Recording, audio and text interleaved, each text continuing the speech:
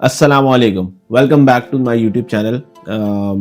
As you all know, the Gul Plaza incident recently सबका हुआ है, सोशल मीडिया भरा पड़ा है, लोग इस पे बात कर रहे हैं कि इसकी गलती थी, फायर ब्रिगेड लेट आई, वो सब आई. हम ये बात नहीं कर रहे. This video is not from the perspective of current affair. This video is actually about business learning, key business takeaways जो हमें सीखने regarding this incident. अब बहुत सारे लोग शायद इस बात से ट्रिगर हो जाएंगे कि why I am against those business owners, why I am against those sellers, वो तो बेचारे अभी victims हैं, वो सब ये बिल्कुल हैं. No hard feelings. I am with them on their end कि उनके साथ गलत हुआ, वो सब कहीं से भी जस्टिफाइड नहीं है. बट इस वीडियो का मकसद again I would say current affairs नहीं है. इस वीडियो का पर्सपेक्टिव की बिजनेस टेकअवेज है. So let's start the video. आपने वो एक एग्जांपल सुनी होगी कि ओल्ड स्कूल एग्जांपल है कि how household used to operate. एक बेटा, अगर लेट्स से एक हाउस होल्ड है, अम्मा अब्बा के 3 बेटे हैं, तो एक बेटा लेट्स से अगर डॉक्टर बन जाता है तो दे प्रेफर के दूसरा बेटा डॉक्टर ना बने, वो बेटा कोई और फील्ड में चला जाए. तीसरा बेटा फिर मतलब लेट्स से एक सेकंड अगर इंजीनियर था तो उसके बाद कोई आर्ट्स वगैरह में चला जाए. Why that used to happen, या वो एग्जांपल लेट्स से अगर वो मिथ भी थी तो वो मिथ क्यों प्रिवेल करती. उसके पीछे स्टोरी ये थी कि आप एक तरह के बिजनेस, एक तरह के इनकम स्ट्रीम पर रिलाय नहीं करते. बिकॉज पॉइंट ये है कि प्रोफेशंस के डाउनफॉल आते हैं. हर प्रोफेशन का डाउनफॉल है. वो आपने एक एग्जांपल तो सुनी होगी, कौन सी? Don't put all your eggs in one basket. Why? Because वो आपका रिस्क बढ़ा देती है, आपका रिस्क मैक्सिमम हो जाता है.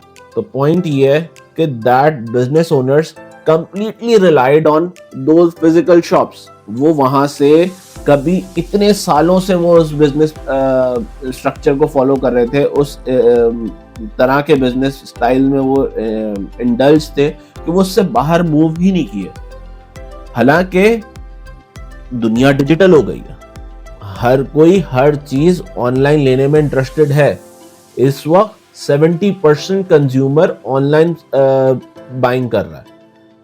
बहुत रेयर ओल्ड स्कूल वाले लोग हैं जो शादी की उस तरह के जहेज का सामान लेने उन दुकानों पर जाते हैं. आई नो जाते हैं, बट पॉइंट ये है कि कम है.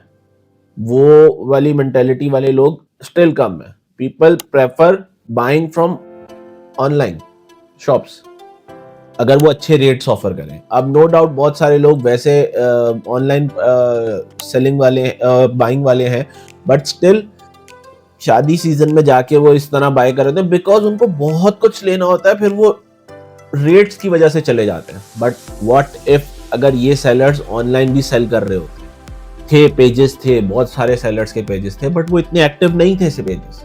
इधर सेकंड पॉइंट आता है कि हम जना के नाम में बहुत दफा जब ऑनलाइन सेल्स की तरफ आते हैं तो हमें ऑनलाइन रीच नहीं होती इस तरह की फिजिकल शॉप्स की.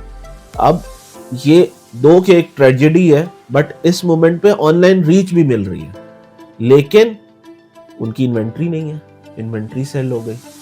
बट कुछ सेलर्स होंगे उनमें से जिनके पास उनके कहीं और वेयर हाउसेज होंगे. उन वेयर हाउसेज की वजह से उनके पास स्टॉक पड़ा हुआ होगा, बफर स्टॉक होगा, बफर कैश होगा कि वो दोबारा बाय करें, दोबारा सेल करें. वो इस वक्त एक्सेल करेंगे. वही जो इन्फ्लुएंसर एंडोर्समेंट हम ढूंढ रहे होते हैं कि कोई हमें सस्ते में मिल जाए, इस वक्त फ्री में एंडोर्समेंट मिल रही है उन शॉप्स को, उन बिजनेस ओनर्स को. वो इस वक्त इंशाल्लाह वो इस मोमेंट को बहुत अच्छे तरीके से कैश करके वो अपने ऑनलाइन बिजनेसेस सेटअप कर लेंगे. बट उनका क्या, जो बेचारे कंप्लीटली एक पॉइंट पर रिलाय कर रहे थे. तो हमारी पहली लर्निंग ये है कि हमें अपनी इनकम स्ट्रीम कोई एक पे रिलाय नहीं करना. अब जस्ट लाइक मैं फ्रीलांसर्स की एग्जांपल दूं तो फ्रीलांसर्स क्या करते हैं, उनका एक प्लेटफॉर्म पे उनकी प्रोफाइल सेटअप हो गई, let's say starting with Fiverr. अब फाइवर पे प्रोफाइल सेटअप हो गई, वो फाइवर पे इतना रिलाय करने लग जाते हैं कि ये भूल जाते हैं कि इस प्लेटफॉर्म से बाहर भी दुनिया है। क्लाइंट सिर्फ इस प्लेटफॉर्म पे नहीं है, क्लाइंट इसके बाहर भी है। फिर उसके बाद अमूमन एक फेज आता है जिस फेज पे उनकी गिग्स किसी उनकी परफॉर्मेंस की वजह से कभी डी रैंक हो जाती है, या कभी कोई एक फेक बायर के रिव्यू की वजह से, या कोई कुछ भी मिसहैप की वजह से उनकी गिग्स डी रैंक होती है। उसके बाद फिर वो लोग बैठे होते हैं कि अब क्या, और वो एक रिव्यू की वजह से, एक टास्क की वजह से उनकी अगले 2-3 महीने की इनकम गॉन। अब क्या करें? वही, अगर वो सोशल मीडिया पे भी अपनी प्रोफाइल पैरेलल में सेटअप कर रहे हो या मल्टीपल प्लेटफॉर्म पे काम कर रहे हो तो कोई मसला नहीं है, एक प्लेटफॉर्म गया है ना, दूसरे प्लेटफॉर्म तो है। अब एक एग्जांपल सैलरीड इंडिविजुअल की। सैलरीड इंडिविजुअल एक जॉब होती है, उस जॉब पे रिलाय करके वो उस कल्ट में आ जाता है कि ना my job is secure, I am earning enough money, तो इससे बाहर क्या, मुझे क्या करना है? भाई किसी दिन आपके बॉस का मूड खराब हो सकता है, वो बैठे बैठे आपको फारिग कर देगा। अब वो गवर्नमेंट जॉब्स नहीं है, अब प्राइवेट सेक्टर में हायरिंग फायरिंग यूं होती है। तो पॉइंट ये है कि फिर उस मोमेंट पे क्या करेंगे? उस मोमेंट के लिए आपके पास बैकअप में कुछ होना चाहिए। अब वो बैकअप इन्वेंट्री या वो बैकअप रिजर्व कैश जो मैं गुल प्लाजा में एग्जांपल दे रहा हूं, वो एक्चुअल में आपके इन लाइफस्टाइल में बैकअप्स हैं। स्टॉक्स की बात करते हैं। स्टॉक्स में बहुत दफा आपको कहते हैं कि अपनी सारी इन्वेस्टमेंट एक जगह नहीं लगाओ।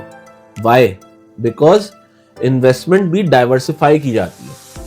बिकॉज किसी दिन भी मार्केट क्रैश होगी, किसी एक कंपनी की के लिए मार्केट क्रैश होगी, उस दिन मार्केट क्रैश नहीं होगी, मतलब एक कंपनी का डाउनफॉल आएगा, आपकी सारी इन्वेस्टमेंट डूब जाएगी। तो फिर उसमें कहते हैं अपना पोर्टफोलियो डेवलप करते हुए मल्टीपल स्टॉक्स में आप जो है ना पैसे इन्वेस्ट करें, ताकि आपकी जो है ना इन्वेस्टमेंट डिस्ट्रीब्यूटेड हो। लेट्स से अगर एक कंपनी कंप्लीटली शट 100% उनकी डाउनफॉल आ जाता है, 200% डाउनफॉल आ जाता है, तो एक्चुअल में आपकी इन्वेस्टमेंट में वो शायद 10% होगा, बिकॉज आपने 10% अपनी टोटल इन्वेस्टमेंट का 10% उस कंपनी में इन्वेस्ट किया होगा। तो पॉइंट ये है कि हमें अब यहां से ये सीखना है कि how we can minimise our risk, how we can diversify our investments, how we can diversify our time, how we can diversify our money, and how we have to plan our backups, how we have to plan our contingencies. Point ये है, अब इधर एक approach आ जाती है, लोग कहते हैं कि बैकअप कुछ नहीं होता, बिकॉज बैकअप की वजह से लोग बैकअप पे रिलाय करने लग जाते हैं। बात वो भी सही है कि आपने अपने प्राइमरी बिजनेस को फुल टाइम देना होता है, फुल डेडिकेशन देनी होती है, अपने प्राइमरी काम को आपने फुल फोकस के साथ काम करना होता है। बट प्राइमरी काम के साथ सेकेंडरी काम भी एग्जिस्ट करते हैं। कोई तो वजह होगी ये दो टर्म्स बनने की।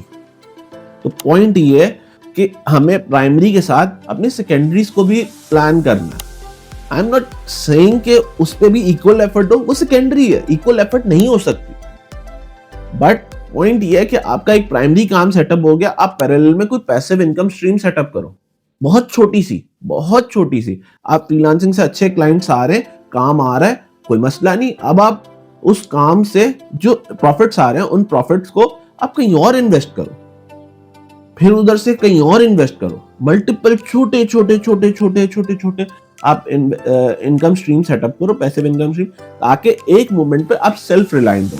यानी कि अब जो आप काम कर रहे होगे उस प्लेटफॉर्म पे या उस क्लाइंट के साथ या अपनी सर्विस सेल कर रहे होगे, उस पे आपको मजा आ रहा होगा, बिकॉज अब जो आप कमा रहे होगे उससे आपका किचन नहीं चल रहा होगा।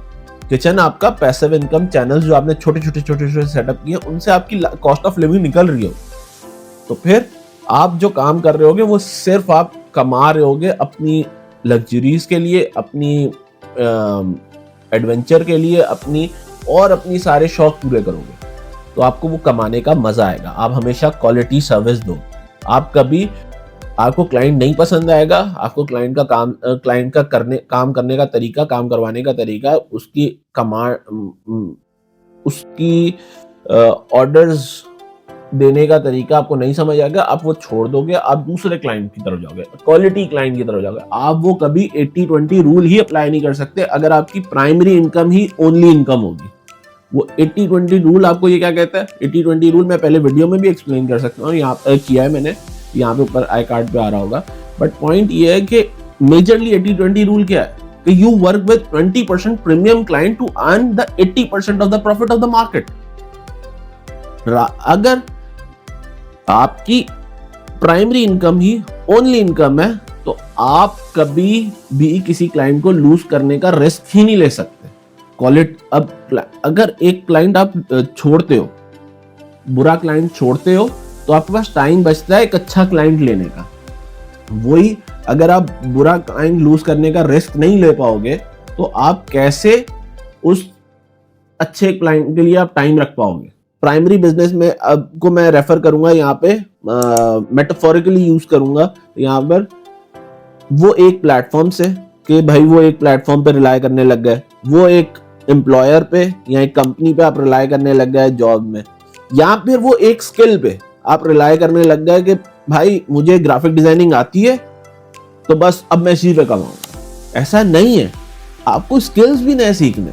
पैरेलल में एआई आ गया, अब एआई आपने उसके लर्निंग मॉडल सीखने, आपने ये सीखना है कि वो कैसे काम करते हैं। बिकॉज एक टाइम पे आएगा, अब एक डर हमारी मार्केट में बहुत ज्यादा प्रिवेल कर रहा है कि एआई जॉब्स खा जाएगा। भाई अगर आप ऐसा सोच रहे हो, आपकी जॉब जरूर खा जाएगा। रादर अब उस जगह पे ये समझने की जरूरत है कि आपने एआई को कैसे स्मार्टली यूज करना है, या फिर एआई के ऑपरेशन समझने के एआई काम कैसे करना है। बिकॉज कभी भी आर्टिफिशियल इंटेलिजेंस ह्यूमन इंटेलिजेंस को सरपास नहीं कर सकता। कुदरत के निजाम को इंसान क्यों नहीं कर सकता? क्योंकि कुदरत से इंसान है।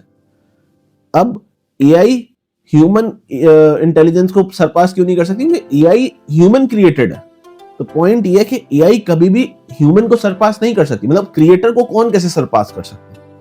तो पॉइंट ये है कि अब वो क्रिएटर को स्मार्ट होने की जरूरत है। क्रिएटर को, उस ह्यूमन, उस इंसान को, उन इंडिविजुअल्स को स्मार्ट होने की जरूरत है कि हम एआई से कैसे बेनिफिट। स्क्रिप्ट राइटर्स कर रहे हैं ना, स्क्रिप्ट राइटर से कॉपी राइटर्स की तरफ आ गए।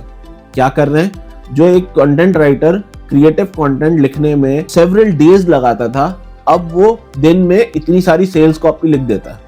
कैसे? वो पुश भी होती है, no doubt direct copy paste तो नहीं करना होता है एआई का, बट पॉइंट ये है कि उसको स्मार्टली यूज करके आप उससे अपने ब्लॉग्स रैंक कर रहे हो, आप उनसे अपनी सेल्स लेकर आ रहे हो, सेल्स फनल बना रहे हो, और बहुत सारे आप बेनिफिट लेकर आ रहे हो। आपने किया ये कि आपने एआई यूज करते हुए आपने वर्ड काउंट्स बढ़ा दिए, आपने अपनी कंटेंट की क्वांटिटी बढ़ा दी।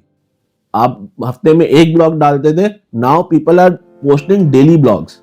और ऐसा नहीं है कि लोग वो ब्लॉग्स नहीं पढ़ते, लोग पढ़ते हैं, क्योंकि उनमें सिर्फ एआई नहीं होता, उसमें ह्यूमन का दिमाग होता है, ह्यूमन के इमोशंस जुड़े होते हैं। बिकॉज उन्होंने स्मार्टली एआई को यूज किया होता है रिसर्च के लिए, राइटिंग के लिए, रिफाइनिंग के लिए, बट उसमें अपनी इन्वॉल्वमेंट, अपनी कंटेंट के साथ अपनी फीलिंग अटैच की होती है। कंप्लीटली एआई कॉपी पेस्ट नहीं किया होता। इसी वजह से गूगल उनको रैंकिंग देता है, उनको रीच देता है, उन सेल्स कॉपी पे वो लोग लीड्स लेकर आ रहे होते। So again back to the topic, हमें सीखना है कि हमें अपने आप को कॉन्स्टेंटली अपग्रेड करना है। हमें एक प्लेटफॉर्म पर रिलाय नहीं करना, हमें एक जॉब पर रिलाय नहीं करना, हमें मल्टीपल इनकम स्ट्रीम, क्योंकि किसी भी मोमेंट पे वो मार्केट के लिए शायद वो बुरा टाइम होगा, बट आपके लिए अच्छा टाइम होगा।